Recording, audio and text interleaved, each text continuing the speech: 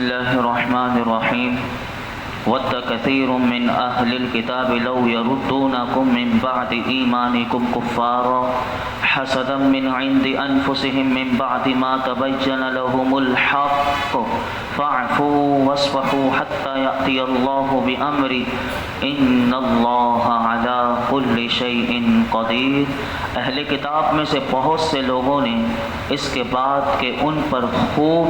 حق ظاہر ہو چکا ہے اپنے دلی حسد کی وجہ سے یہ چاہا کہ کاش وہ تمہیں ایمان کے بعد کفر کی طرف پھیر دیں تو تم انہیں چھوڑ دو اور ان سے درگزر کرتے رہو یہاں تک کہ اللہ اپنا حکم لائے اور بے شک اللہ ہر چیز پر قادر ہے۔ جنگ احد کے بعد یہودیوں کی ایک جماعت نے حضرت حذیفہ بن یمان اور عمار بن یاسر، یہ دو نبی پاک صلی اللہ علیہ وسلم کے وہ عظیم صحابی ہیں، ان کو معاذ اللہ یہودیوں نے مرتد ہونے کی دعوت دی کہ اسلام کو چھوڑ دو۔ ان صحابہ کرام نے سختی سے رد کر دیا اور پھر میرے آقا علیہ الصلوۃ والسلام کی بارگاہ میں حاضر ہو کر اس واقعے کی خبر دی۔ نبی پاک صلی اللہ علیہ وسلم نے اپنے ان دونوں صحابیوں کو فرمایا کہ تم نے بہتر کیا اور فلاح پائی۔ اس مقام پر یہ آیت مبارکہ اللہ تعالیٰ نے نازل کی۔ حسدن، دوبارہ اس لفظ پیچھے بھی آپ نے سنا کہ یہودیوں کو حسد ہے، اس آیت مبارکہ میں بھی دوبارہ کہا گیا حسد کی وجہ سے۔ اسلام کی حقانیت جاننے کے بعد یہودیوں کا اب مسلمانوں کے کفر و ارتداد کی تمنا کرنا اور یہ چاہنا کہ اب کیونکہ وہ کچھ کر نہیں سکتے تھے، اب انہوں نے بہت کوششیں کی کہ اسلام کو مٹا دیں۔ اب ان کی فتنہ انگیزی دیکھیے کہ اب یہ تھا کہ اب جو مسلمان ہو گئے تو وہ یہ چاہتے تھے کہ وہ ایمان سے محروم ہو جائیں، یہ صرف ان کی حسد کی وجہ سے تھا۔ آج بھی قادیانی ہوں، یہودی ہوں، عیسائی ہوں، کئی لوگ کسی لڑکی کے ذریعے یا کسی کے ذریعے بھی وہ چاہتے ہیں کہ اگر وہ ہمارے مذہب میں آ جائے اور اسلام کو چھوڑ دے تو جن کے دل میں ایمان کی کمزوری ہوتی ہے یا جن کی دنیا کی محبت رچی بسی ہوتی ہے تو آج بھی لوگ چند ٹکوں کے لیے اپنے ایمان کا سودا کر لیتے ہیں۔ تو یہ ایمان اتنی بڑی دولت ہے، تو یہ جو یہودی ہیں یہ ان کا یہ حسد ہے اور یہ چاہتے ہیں کہ بس مسلمان جو انہوں نے واپس وہ مرتد ہو جائیں اور اسلام کو چھوڑ دیں۔ تو اس سے معلوم ہوا کہ حسد اتنا بڑا عیب ہے کہ اگر یہ عیب کسی انسان کو لگ جائے تو اس سے ہمارے لیے کیا سبق ہے؟ یہ تو یہودیوں کا تھا، یہودیوں کو یہ عیب ہے، لیکن اگر یہ ہمیں بیماری لگ جائے تو مفسرین فرماتے ہیں یہ اتنا بڑا عیب ہے کہ انسان خود بھی بھلائی سے رک جاتا ہے اور دوسروں کو بھی بھلائی سے روکنے کی کوشش کرتا ہے۔ تو اس لیے اگر یہ عیب ہمارے اندر ہو تو اس کو دور کرنا چاہیے۔ گزشتہ درس میں ہم نے سنا تھا کہ جس کے دل میں ایمان ہو اور حسد ہو یہ دونوں جمع نہیں ہو سکتا، تو ہمیں حسد سے بچنا چاہیے اور اس کے لیے کوششیں کرنی چاہیے۔ یہاں پر ایک مسئلہ میں آپ کے سامنے رکھ دوں۔ پہلے ہم نے سنا تھا حسد حرام ہے، لیکن اگر کوئی شخص اپنی مال و دولت کسی نے اللہ کو اس کو دیا ہے، جیسے قادیانی ہو، یہودی ہو، عیسائی ہو، یا کسی کا اثر و وجاہت ہے، اور ان دو چیزوں کے بلبوتے پر اگر کوئی یہ چاہتا ہے کہ وہ گمراہی پھیلائے یا بے دینی پھیلائے تو اس کے فتنے سے محفوظ رہنے کے لیے اس کی اس نعمت کے زوال کی تمنا اگر کوئی کرتا ہے کہ یہ نعمت ان سے چھین جائے، یعنی یہ جو اثر و رسوخ کی وجہ سے لوگوں کو بددین کر رہے ہیں، بے دین کر رہے ہیں، یا ایسے لوگ اپنے مال و دولت کے بلبوتے پر لوگوں میں بد مذہبی پھیلاتے ہیں، فرقہ واریت پھیلاتے ہیں، یا ایسے لوگ کہ جو چاہتے ہیں کہ مسلمان بس لڑتے رہیں، تو پھر ایسے لوگوں کے لیے کہا گیا کہ ان کے فتنے سے محفوظ رہنے کے لیے اگر ان کی نعمت جو انہیں ملی ہوئی ہے اس کی زوال کی اگر کوئی تمنا کرتا ہے تو یہ حسد میں داخل نہیں اور یہ حرام نہیں۔ ورنہ اگر کوئی اور نعمت اگر کسی بھائی کو اللہ نے اچھی دی ہوئی ہے، اگر کوئی اس کی یہ تمنا کرے کہ وہ چھن جائے تو وہ حسد میں آئے گا اور وہ حرام ہے۔ لیکن ایسے لوگوں کے لیے اگر یہ نعمت ہم دعا کریں کہ اللہ ان سے چھین لے تاکہ ہمارے مسلمان محفوظ رہیں تو یہ حسد میں داخل نہیں۔ آگے ارشاد فرمایا وَأَقِيمُوا الصَّلَاةَ وَآتُوا الزَّكَاةَ وَمَا تُقَدِّمُوا تقدموا لانفسکم من خیر تجدوہ عند اللہ ان اللہ بما تعملون بصیر، اور نماز قائم رکھو اور زکوٰۃ دو اور اپنی جانوں کے لیے جو بھلائی تم آگے بھیجو گے اسے اللہ کے یہاں پاؤ گے، بے شک اللہ تمہارے سب کام دیکھ رہا ہے۔ یہاں اس آیت مبارکہ میں مسلمانوں کو اپنی بھی اصلاح کا حکم دیا جا رہا ہے کہ تم اپنی بھی، چاہے تم نیکی کی دعوت دو یا علم دین کے حصول کے لیے تم کوشش کرتے رہو، تم دینی کام کرتے رہو، لیکن یہ سارے کام تم کرتے ہو، لیکن اس میں ایک بات یاد رکھنا مسلمانوں، کہیں تم اپنی اصلاح سے غافل نہ ہو جانا، یعنی دوسروں کو تو نیک بناؤ اور اپنی نیکی کو بھول جاؤ اور اپنے آپ میں برائیاں تمہارے اندر پیدا ہو جائیں، تو یہ آیت میں بتا دیا گیا۔ اور تم جو بھی نیکی کرو گے تو یاد رکھو تم نے آگے بھیج دی، کل قیامت کے دن تم رب کے پاس اسے پاؤ گے۔ یہ آیت مبارکہ میں ہمیں بتا دیا، اور کتنا بہترین بتا دیا کہ اللہ کوئی دیکھے نہ دیکھے، یعنی اس میں ریاکاری کی بھی جھڑ کٹ جائے گی، یعنی کوئی نہیں دیکھ رہا، تمہارا رب تمہیں دیکھ رہا ہے کہ تم نے کتنے خلوص کے ساتھ، کتنے اخلاص کے ساتھ وہ تم نے جو بھی نیکی کا کام کیا ہے، کسی کی بھلائی کا کام کیا ہے، تو کسی سے بھی تمنا نہ رکھو کہ مجھ سے اس کو کوئی کریڈٹ مجھے مل جائے، تو تم اپنے رب سے وہ کریڈٹ لے لینا۔ تو اللہ نے اس آیت میں بتا دیا کہ اللہ تمہارے سب کاموں کو دیکھ رہا ہے۔ آگے فرمایا وَقَالُوا لَن يَدْخُلَ الْجَنَّةَ إِلَّا مَنْ كَانَ هُودًا أَوْ نَصَارَىٰ تِلْكَ أَمَانِيُّهُمْ قُلْ هَاتُوا بُرْهَانَكُمْ إِن كُنتُمْ صَادِقِينَ، اور اہل کتاب نے کہا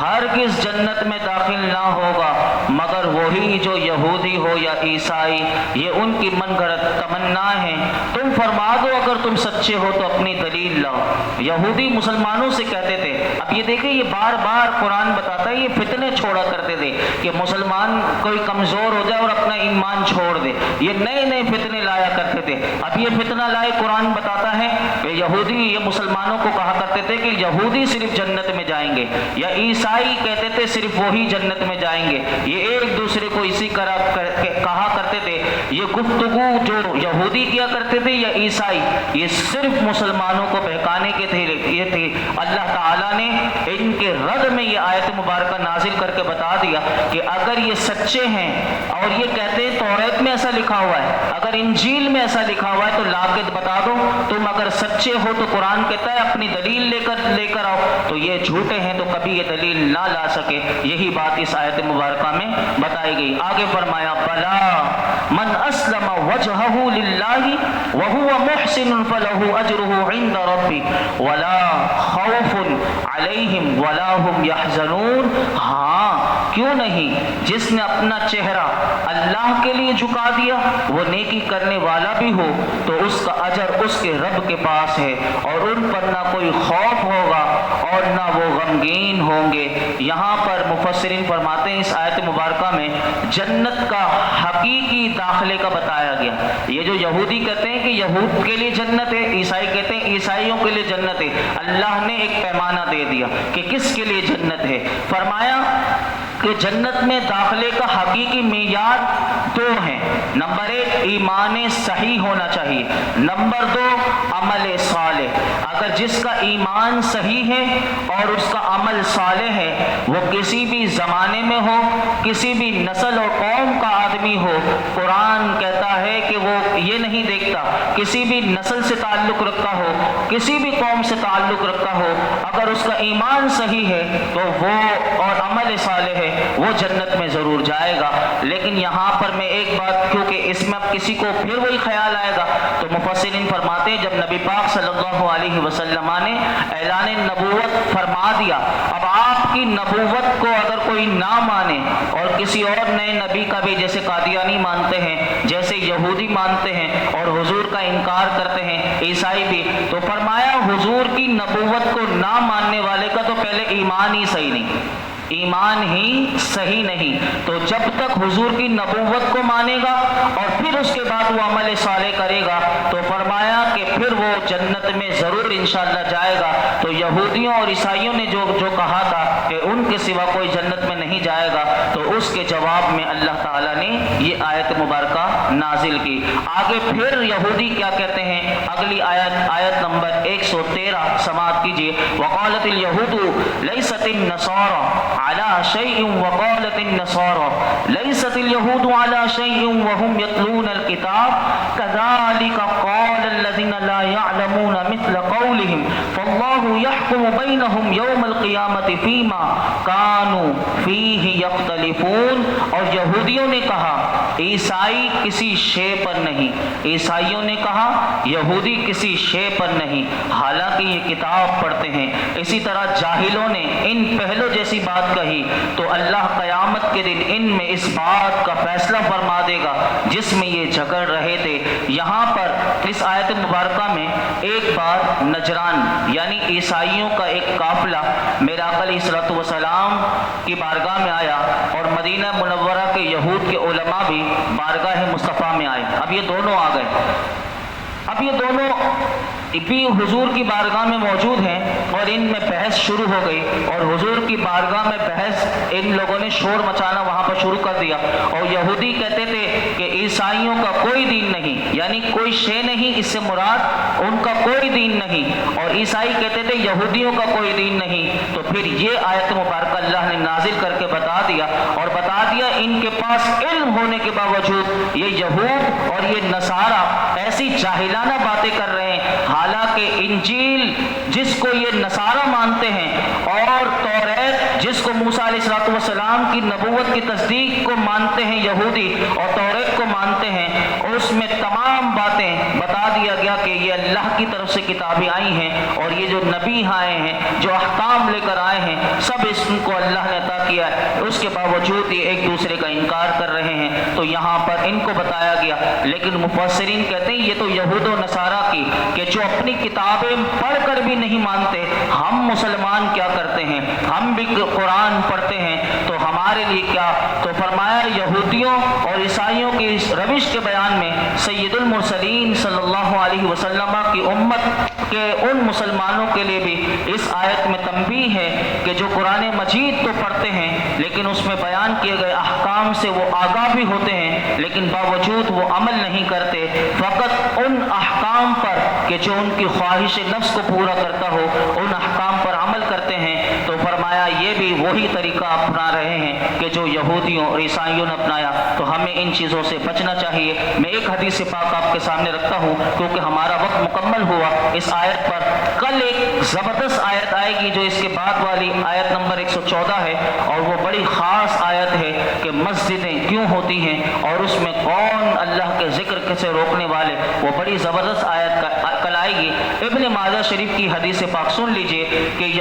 حضرت زیاد بن لبید رضی اللہ تعالی عنہ فرماتے ہیں نبی پاک صلی اللہ علیہ وسلم نے کسی بات کا تذکرہ فرمایا اور ارشاد فرمایا یہ اس وقت ہوگا کہ جب علم اٹھ جائے گا۔ تو فرماتے میں نے عرض کی یا رسول اللہ صلی اللہ علیہ وسلم علم کیسے اٹھ جائے گا، حالانکہ ہم قرآن پڑھتے ہیں، اپنی اولاد کو پڑھاتے ہیں اور وہ اپنی اولاد کو پڑھائیں گے، اس طرح یہ سلسلہ تو قیامت چلتا رہے گا۔ میرے آقا علیہ الصلوۃ والسلام نے ارشاد فرمایا اے زیاد تیری ماں تجھے گم پائے، میں تمہیں مدینے کے فہیم یعنی فہم رکھنے والے لوگوں میں شمار کرتا تھا۔ کیا یہودی اور عیسائی توریت اور انجیل نہیں پڑھتے لیکن ان میں سے کوئی بھی اس پر عمل نہیں کرتا، اسی طرح مسلمان قرآن تو پڑھیں گے لیکن اس پر عمل نہیں کریں گے، اور جو اپنے علم پر عمل نہ کرے تو فرمایا وہ اور دونوں جاہل برابر ہیں۔